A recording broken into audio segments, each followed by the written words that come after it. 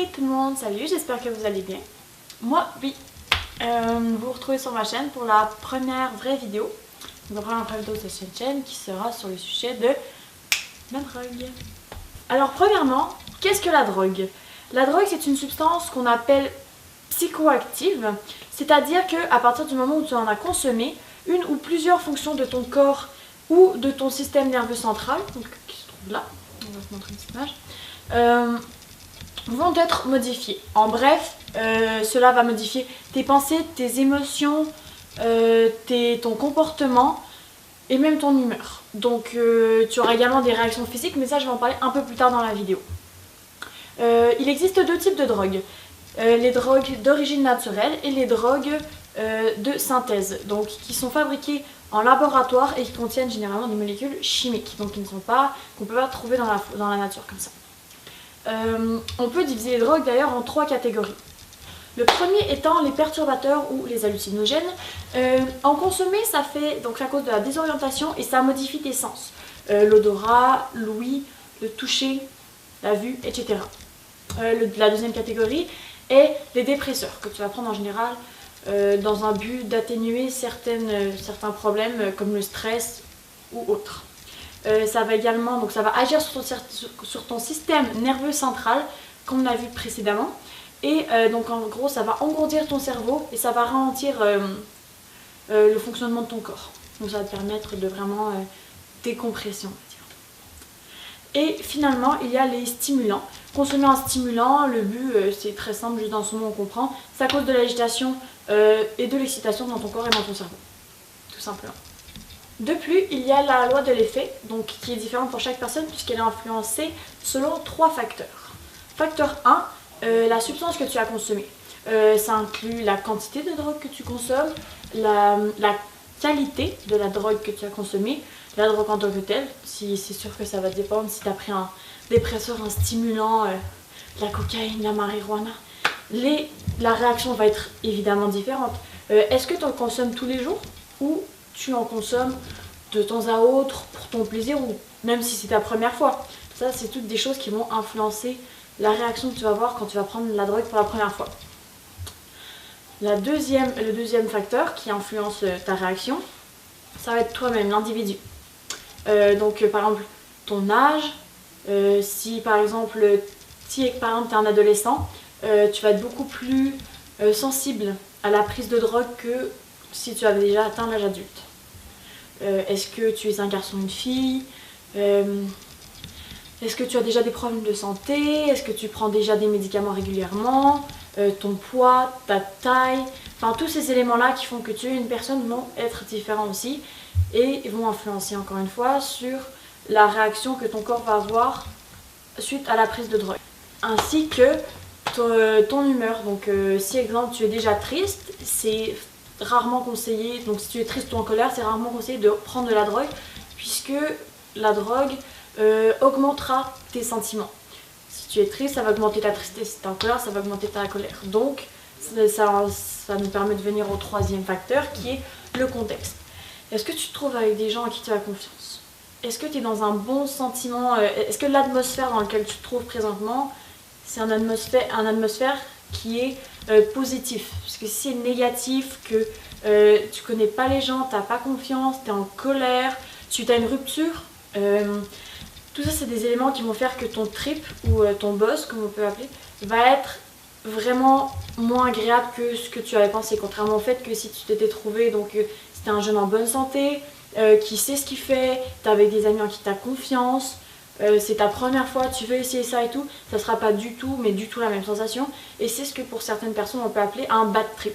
Donc le fait de mal réagir à la drogue et de mal réagir au point de tomber très bas et que ça a vraiment des conséquences néfastes sur ton esprit et ton corps.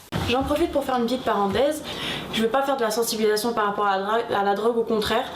Si tu as envie d'essayer, vas-y, fais-toi plaisir. Mais au moins que tu saches les pour et les contre de chacune des drogues. Donc maintenant que j'ai fait un rapide résumé de ce qu'est la drogue, je vais vous faire donc justement les pour et les contre de chacune des drogues suivantes.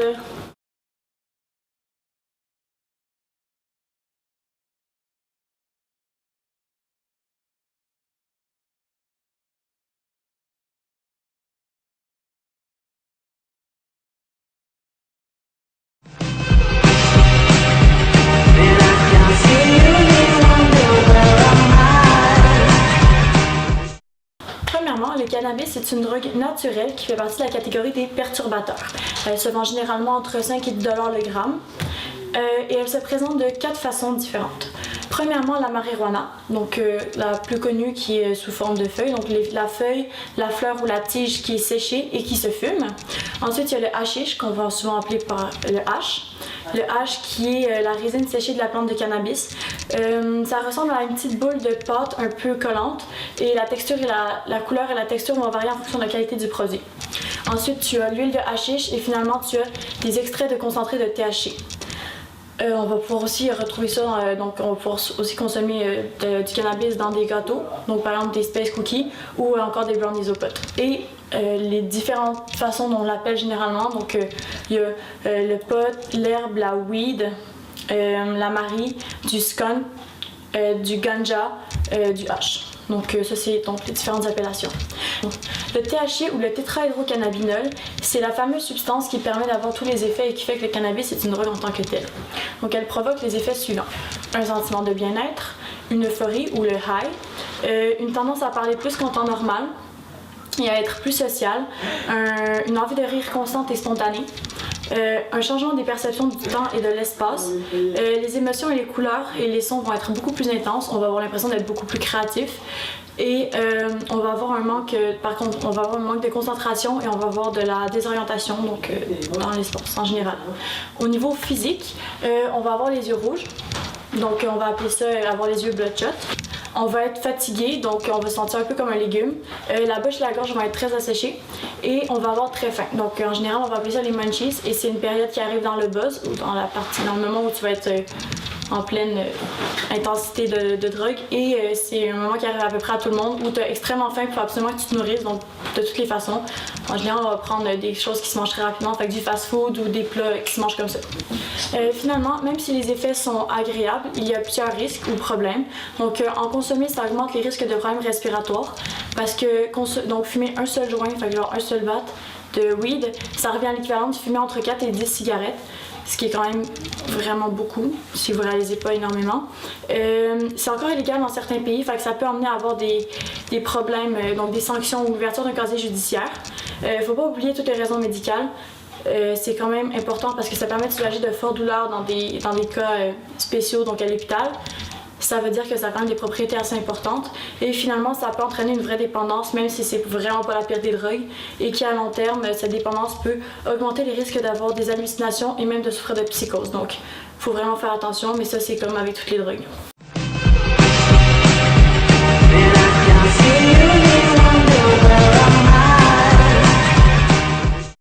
Deuxièmement, vous avez la cocaïne. C'est une drogue naturelle extraite des feuilles du coca, qui est un petit arbre cultivé en Amérique du Sud, en Indonésie et dans l'est de l'Afrique. Ça coûte entre 80 et 100 $ pour le gramme, mais ça c'est vraiment au prix minimum parce que dépendamment de la qualité du produit, ça peut vraiment augmenter. Et ça fait partie de la catégorie des stupéfiants. Elle a deux formes, la cocaïne donc traditionnelle, donc qui est la petite poudre blanche que tout le monde connaît, et le crack. Le crack qui est la cocaïne qui a été chauffée avec du bicarbonate de soude et de l'eau. Donc en gros, ça va former une autre substance qui va former un peu plus cristallin et ça va être donc une autre substance qui se consomme de façon différente. On va l'appeler cocaïne, coke, de la poudre, snow, coco et le crack. La cocaïne, donc dépendamment de ses formes, ça peut être reniflé, fumé, injecté par voie intraveineuse, c'est-à-dire qu'on va se piquer dans le fond, ou donc voilà. Les effets positifs, quand tu vas consommer, tu vas ressentir une euphorie, l'impression d'être vraiment puissant, avec vraiment, tu n'auras pas honte, tu vas être vraiment en vie, puis tu auras courage, etc. Puis tu auras une absence de fatigue, d'appétit et de douleur. Ça veut pas dire que tu n'auras pas ces affaires-là en général. Tu peux manger sans avoir envie de dégueuler, mais psychologiquement, tu ne chercheras pas à manger, comme exemple quand tu consommes du pot, où là tu vas vraiment vouloir manger. Et le buzz va durer environ 30 minutes. Donc c'est pas un si gros buzz que ça, donc pour pouvoir que ça puisse continuer, il va falloir vraiment reconsommer régulièrement. Les effets négatifs, après le buzz, en général, ça va vraiment mal. Donc, autant le buzz peut paraître très agréable que la descente ou la rechute est très désagréable. Et si vous vous renseignez quelque peu ou quoi que ce soit, vous allez vraiment toujours vous faire dire que c'est très désagréable. Et c'est la raison pour laquelle quand quelqu'un prend de la cocaïne, il va généralement, exemple, resniffer un peu après pour que le buzz continue. Ça perturbe ton sommeil. Après, quand tu consommes ça, généralement, tu as un comportement bizarre, violent, tu es facilement irrité. Tu vas avoir un changement de tes perceptions, donc tu vas ressentir beaucoup plus de panique et d'angoisse que d'habitude. Et tu vas avoir des problèmes de jugement, donc tu vas faire un peu de paranoïa ou de délire, donc ce qui est quand même pas très agréable en temps normal. Et finalement, au niveau physique, tu vas perdre du poids, ton nez va saigner, donc des saignements de nez, t'es plus adepte à avoir des maladies ou des infections et ton pouls va s'accélérer, en plus de faire de l'hypertension. Lorsqu'une personne consomme trop souvent ou en trop grande quantité, en plus de tous les effets que j'ai mentionnés juste au-dessus, ça va encore amener d'autres problèmes, donc par exemple des troubles d'érection. La personne va être dans un constant état d'agitation, d'hyperactivité, elle va avoir des convulsions, voire des troubles cardiaques. Et dans les pires des cas, ça va l'amener à avoir des comas ou même à mourir. Donc c'est quand même, il faut vraiment faire attention avec ça.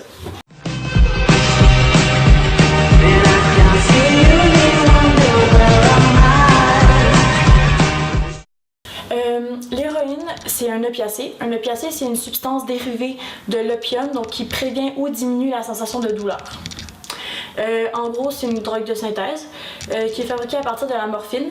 La morphine qui elle, est fabriquée à partir d'une plante qu'on appelle le pavot. Elle se vend environ 250 $ le gramme. Et donc, encore une fois, c'est une autre drogue qui est fabriquée comme c'est une drogue de synthèse, elle est fabriquée dans des laboratoires clandestins. Donc, t'es jamais sûr. Donc, tu n'es jamais sûr de ce qu'elle contient. Et il faut toujours faire très attention avec ça. Les différentes façons dont on va l'appeler, ça va être l'héroïne, l'héro, smack, de la cam ou encore du junk. Donc c'est dans la rue ou dans les différentes façons d'appeler. C'est une poudre blanche, parfois brunâtre, qui peut être prise par voie intraveineuse, donc comme pour la cocaïne piquée, reniflée ou encore fumée. Donc sniffer et fumer. Cette drogue agit sur le système nerveux central, donc c'est un dépresseur. Mais elle est également un perturbateur, donc elle va toucher deux éléments importants. En gros, elle engourdit le cerveau, ralentit les fonctions du corps et affecte les sentiments et les perceptions de la réalité. Ses effets principaux, donc quand tu vas en consommer, tu vas avoir une euphorie tranquille, un apaisement, un sentiment de bien-être. Physiquement, tu vas avoir des nausées, des vomissements, tu vas transpirer, tu vas avoir des démangeaisons. Tu vas avoir un rétrécissement des pupilles, donc encore une fois pour les yeux, tout comme pour le pot qui va te faire avoir les yeux rouges. Dans ce cas-là, tes pupilles vont rétrécir. Donc dépendamment des différents drogues que tu prends, physiquement ça se voit aussi énormément. Donc faut pas croire qu'il y a plein de façons de cacher ça. Quand tu prends la drogue, ça se voit. Puis t'auras beau faire tout ce que tu veux, ça va finir par se voir. Et finalement, tu vas avoir un ralentissement des gestes. Et les effets suite à une surdose, donc il y a quand même des grands risques de faire une surdose quand tu prends l'héroïne. Et les différents effets, ça va être que tu vas avoir des problèmes respiratoires, des troubles cardiaques, et encore une fois, ça peut mener à faire un coma ou même à mourir. Donc très rapidement, une dépendance physique va s'installer. Et ça va amener avec elle encore une foule de complications et de problèmes.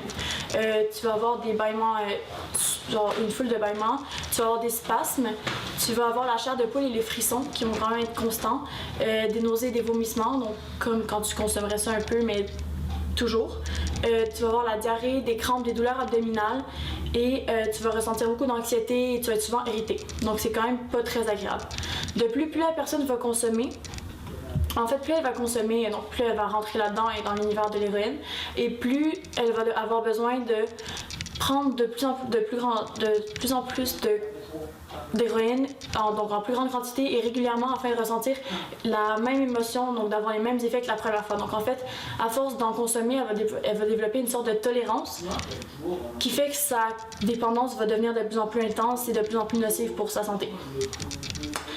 Finalement, on va vraiment voir la différence parce que quelqu'un qui consomme beaucoup va changer ses habitudes. Donc elle va modifier ses habitudes de vie par rapport à la drogue. Elle va éprouver des problèmes au niveau de ses relations professionnelles ou au niveau scolaire quand elle est adolescente par exemple. Et tout simplement elle va s'isoler des autres, notamment des gens qui consomment pas de la drogue comme elle. Donc elle va vraiment au départ après juste s'isoler des gens qui ne consomment pas, puis et au fur et à mesure s'isoler tout simplement, donc se mettre dans son coin et ne s'intéresser qu'à sa drogue et qu'à son mode de vie. Donc on peut repérer les comportements assez facilement.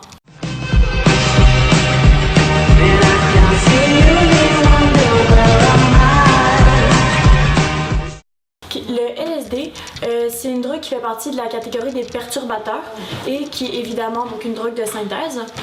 Ça coûte environ entre 5 à 15 $ à l'unité. En général, donc la façon dont on va l'appeler, on va appeler ça du LSD, acide ou encore bonbon. Apparence, donc l'apparence qu'elle va avoir, ça va être un papier buvard sur lequel il y aura une goutte de LSD. Donc un papier buvard qu'il faut faire fondre sur la bouche, donc faire fondre sur sa langue pour que, dans le fond, pour pouvoir absorber et avoir le buzz.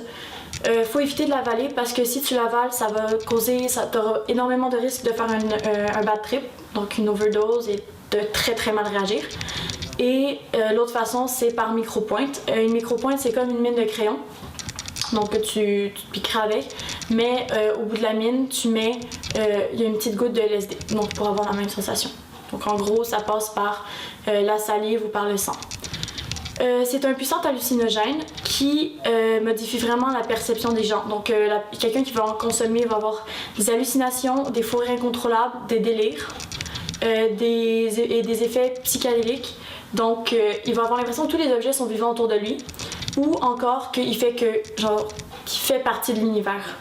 C'est vraiment un buzz très important, il faut faire vraiment attention parce qu'au niveau psychique et au niveau de ton cerveau, ça peut modifier beaucoup de choses et ta perception des choses peut durer pas seulement juste pendant le buzz, mais ça pourra avoir des répercussions après. Donc encore une fois, les effets négatifs, risque important de faire un bad trip, tu vas avoir des angoisses répétées, panique, tu vas faire de la paranoïa et tu vas avoir donc un sentiment de peur constant.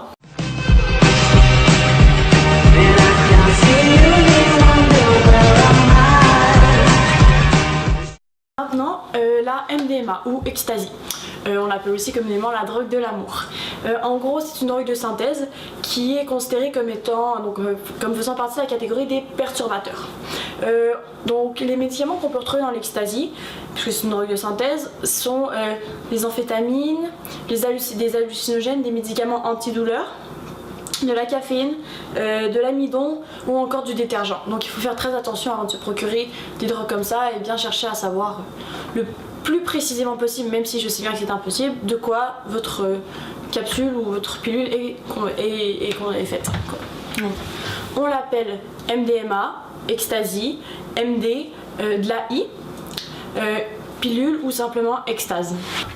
Donc en apparence, c'est un comprimé de couleurs et de formes différentes et sur lesquels il y aura souvent gravé seront gravés des motifs de couleurs et de formes, de motifs variés. Les différents effets, donc quand tu vas en consommer, tes émotions et tes sens vont être ressentis de façon beaucoup plus intense et tu auras une certaine euphorie, donc tout le temps, tu te sentiras beaucoup plus sociable, tu voudras toujours te rapprocher donc physiquement et psychologiquement des autres. C'est ce qui fait qu'on appelle ça la drogue de l'amour. Donc tu cherches le rapport des autres, évidemment. Ensuite les effets donc plus physiques, tu auras des fortes fièvres, de la déshydratation, une incapacité de faire pipi tout simplement. Tu auras aussi des problèmes de foie, donc ça peut quand même amener des petits problèmes pas très sympathiques.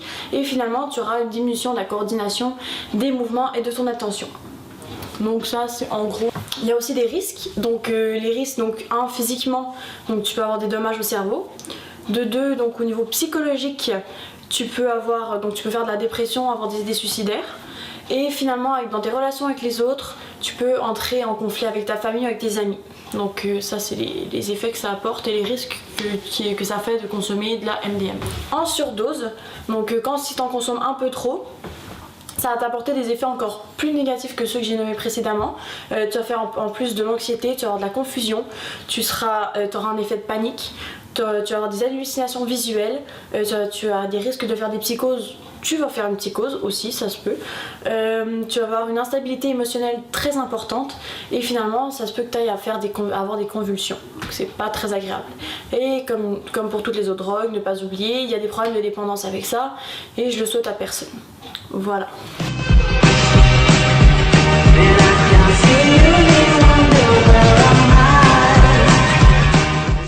Finalement, la dernière drogue que j'avais décidé d'analyser pour cette première vidéo, les champignons. Donc c'est une drogue d'origine naturelle qui pousse à l'état sauvage mais qui peut être cultivée.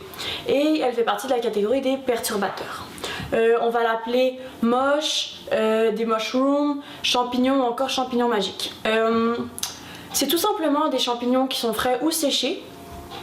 Le problème c'est qu'il est difficile de les identifier parce que quand tu vas aller dans la forêt pour essayer de les trouver, faut vraiment faire attention à pas te confondre avec des champignons donc empoisonnés, donc avec du poison, des champignons neutres et ces champignons là. Donc il faut vraiment bien les connaître et faire très attention. Ils vont pouvoir être consommés donc sous forme d'infusion, cuisinés, fumés ou encore tout simplement mâchés et avalés. Les effets que tu vas avoir avec ça, donc tu vas avoir des hallucinations. Tu vas avoir une modification des perceptions sensorielles. Tu vas passer rapidement du rire aux larmes, des larmes au rire. Donc encore une fois au niveau des émotions. Tu vas avoir des maux d'estomac, tu vas peut-être faire des diarrhées. Ta palpitation cardiaque va s'accélérer tout comme ta respiration. Et il faut faire attention à ne pas s'intoxiquer et encore une fois à ne pas en devenir dépendant. Maintenant, je sais que c'est bien de pouvoir avoir des informations, donc toutes les informations que je vous ai dites, j'ai fait des recherches là-dessus, donc c'est bien d'avoir des informations véridiques, mais je trouvais ça bien aussi d'avoir quelqu'un qui pouvait nous en parler, donc j'ai demandé à un ami à moi qui prend de la drogue de venir me voir et on a fait une petite interview ensemble, donc je vais vous laisser là-dessus. Et voilà, donc j'espère que ça va pouvoir vous aider un peu à vous faire une petite idée. Et je vais finir par merci beaucoup d'avoir écouté ma vidéo et à la prochaine pour ma deuxième vidéo.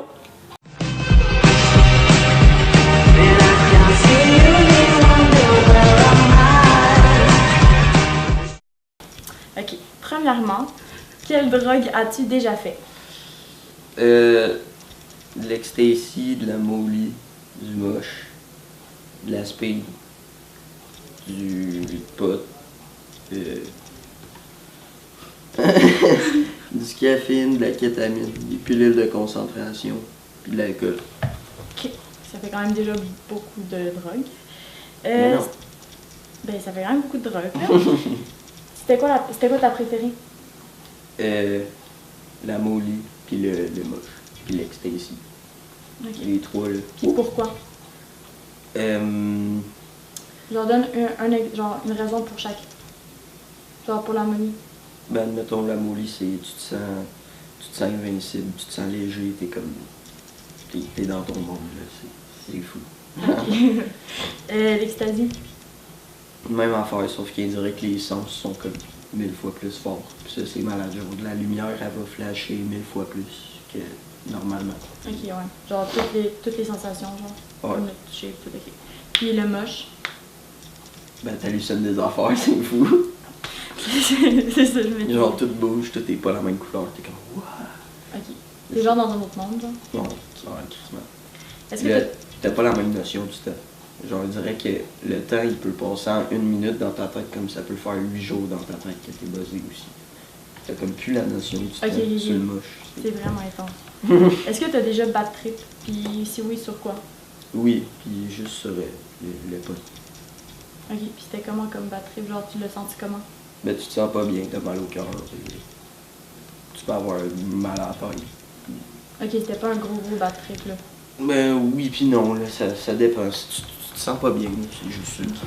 Puis t'as pas vraiment envie de recommencer l'expérience, là? Non. Non. Oui. Ouais. Bad trip, vraiment. Pourquoi t'as commencé? Parce que j'étais Genre curieux. vers quel âge, là? Vers genre 10 ans et demi, 11 ans. Puis c'était parce que j'étais curieux, puis je me tenais avec des gens plus vieux que moi, puis je voulais avoir l'air cool. Fait que j'ai fumé. Fait que genre, ok, pour influence des autres, puis... Est-ce que tu as l'intention d'arrêter? Ouais, mais pas tout de suite. Ok, pas maintenant, genre, mais que tu sois prêt. Je préfère essayer ça dans ma jeunesse que quand que je vais être placé, Puis si tu devais donner genre 1 ou 2 conseils genre par rapport aux gens qui veulent essayer ou juste dans la vie de tous les jours par rapport à la drogue, ce serait quoi? Pas faire des chimiques. Puis pas faire de chimique, puis mettre du clear si t'en fais. Ouais, si t'en fais, mettre du clear ice. Pour les yeux rouges dans le fond. Ben, c'est fun. Est-ce que t'as genre une affaire à dire par rapport à ça? Genre Mal par la rapport à drogue. Très mal. toute ton expérience de. Non, mais par rapport à toute ton expérience sur la drogue. Non. Est-ce que tu regrettes d'avoir commencé? Ouais. Ok. C'est une... Merci.